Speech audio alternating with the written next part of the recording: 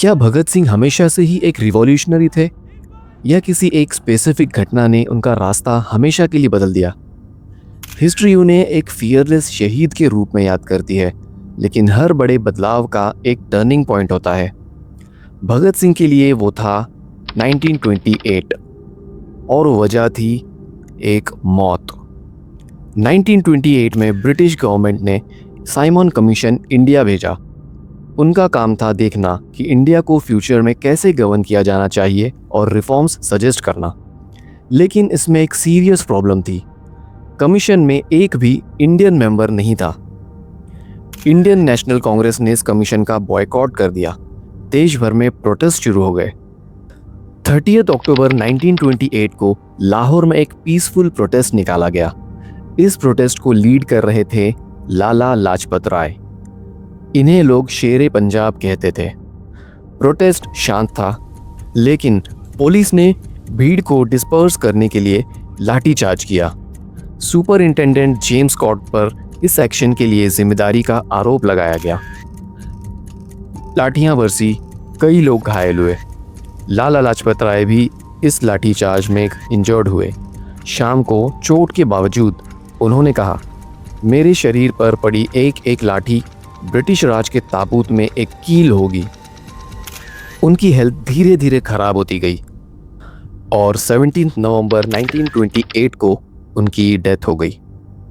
British authorities ने कहा कि डेथ नेचुरल कॉम्प्लिकेशंस की वजह से हुई, लेकिन नेशनलिस्ट लीडर्स और पब्लिक का मानना था कि ये लाठीचार्ज का सीधा परिणाम था।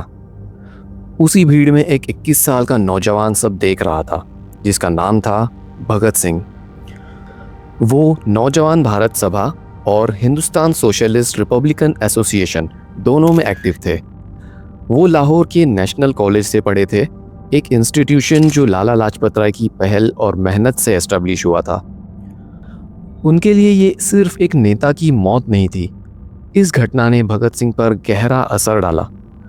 अब उनके लिए स्ट्रगल सिर्फ प्रोटेस्ट तक सीमित नहीं रहा।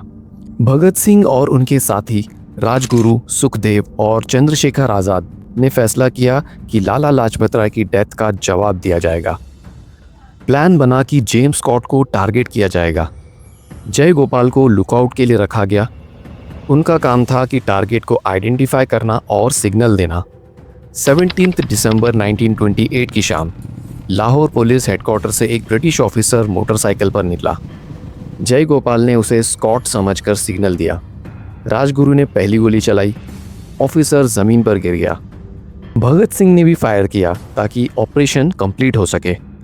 उस वक्त उन्हें लगा कि उनका टारगेट एलिमिनेट हो चुका है, लेकिन अगले दिन पता चला कि जिसे मारा गया वो जेम्स स्कॉट नहीं था। वो था John Saunders, assistant superintendent of police, जिसकी उम्र लगभग 21 साल थी। ये केस एक मिस्टेकन आइडेंटिटी का था।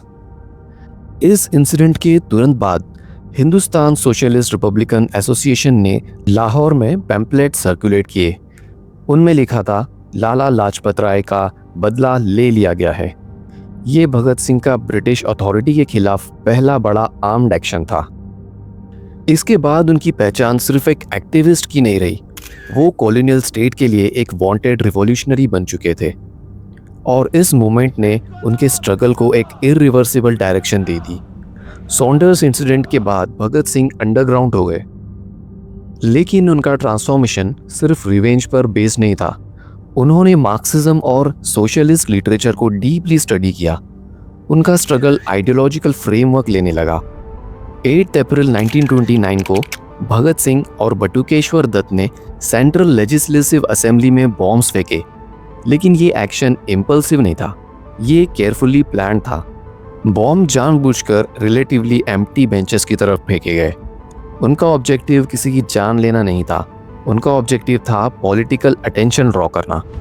उनके लीफलेट में लिखा था, it takes a loud voice to make the deaf hear, यानी सिस्टम को जगाने के लिए एक सिंबॉलिक शॉक ज़रूरी था। बॉम्बिंग के बाद उन्होंने भागने की कोशिश नहीं की, उन्होंने खुद को अरेस्ट होने दिया और स्लोगन्स लगाए, इनकलाब जिंदाबाद, डाउन विथ इंपीरियलिज्म। जेल में भगत सिंह ने लिखना शुरू किया। उनका ऐसे why I am an atheist उनकी इंटेलेक्चुअल मैच्योरिटी को रिफ्लेक्ट करता है। कोर्ट रूम उनके लिए डिफेंस का प्लेटफॉर्म नहीं था, वो एक पॉलिटिकल स्टेज बन गया। ब्रिटिश गवर्नमेंट चाहती थी कि ट्रायल क्वाइटली कंप्लीट हो, लेकिन हुआ बिल्कुल उल्टा। भगत सिंह की पॉपुलैरिटी और बढ़ने लगी। खासकर यूथ के बीच वो एक पावरफुल सिंबल बन गए।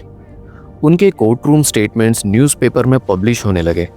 पब्लिक मीटिंग्स में उनके सपोर्ट में आवाज़ें उठने लगी। जितनी कोशिश उनकी आवाज़ को दबाने की होती, उतनी ही तेज़ी से उनका प्रभाव फैलता गया। 23 मार्च 1931 लाहौर सेंट्रल जेल में भगत सिंह, राजगुरु और सुखदेव को फांसी दे दी गई। भगत सिंह उस वक्त सिर्फ 23 साल के थे। कई हिस्टोरिकल अकाउंट्स के मुताबिक उन्होंने अपने आखिरी पलों में लेनिन की किताब पढ़ी। कुछ लोग का मानना है कि वो बिल्कुल शांत और कंपोज थे। एग्जीक्यूशन से पहले उन्होंने नारा लगाया, इनकलाब जिंदाबाद। ब्रिटिश अथॉरिटीज को लगा था कि उनकी एग्जीक्यूशन से मूवमेंट कमजोर हो जाएगा, लेकिन हुआ बिल्कुल उल्टा। उनकी शहादत ने उन्हें और ज़्यादा पावरफुल बना दिया। देश के कई हिस्सों में प्रोटेस्ट हुए, उनका नाम आंदोलन का नारा बन गया।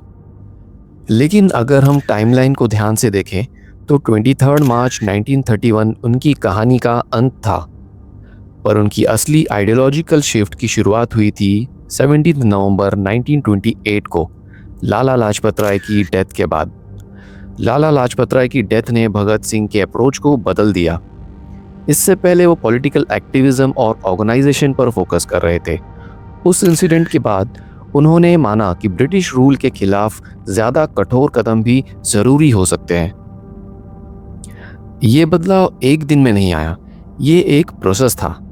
सॉन्डर्स इंसिडेंट से लेकर असेंबली की बॉम्बिंग तक, जेल में आइडियोलॉजिकल स्टडी से लेकर कोर्ट रूम में पॉलिटिकल आर्ग्यूमेंट्स तक, हम भगत सिंह को उनकी ब्रेवरी और सेक्रीफाइस के लिए याद करते हैं, लेकिन उनकी आइडियोलॉजिकल इवोल्यूशन को भी समझना उतना ही ज़रूरी है। और उस बदलाव का सबसे बड़ा कारण था लाला लाजपत राय की मौत। हिस्ट्री में टर्निंग पॉइंट्स अक्सर क्लियरली डिफाइन नहीं होते, लेकिन भगत सिंह के केस में वो मोमेंट रिलेटिवली क्लियर है। 30 अक्टूबर 1928 का लाठीचार्ज, 17 नवंबर 1928 की डेथ, ये वही चेन रिएक्शन था जिसने एक पॉलिटिकली अवेयर स्टूडेंट को इंडिया के सबसे आइकॉनिक रिवॉल्यूशनरीज में से एक बना दिया। तो ये थी उस टर्निंग पॉइंट की कहानी जिसने भगत सिंह को हमेशा के लिए बदल दिया। और आज भी जब इनकलाब जिंदाबाद का नारा गूंजता है तो सबसे पहले भगत सिंह का नाम याद आता है।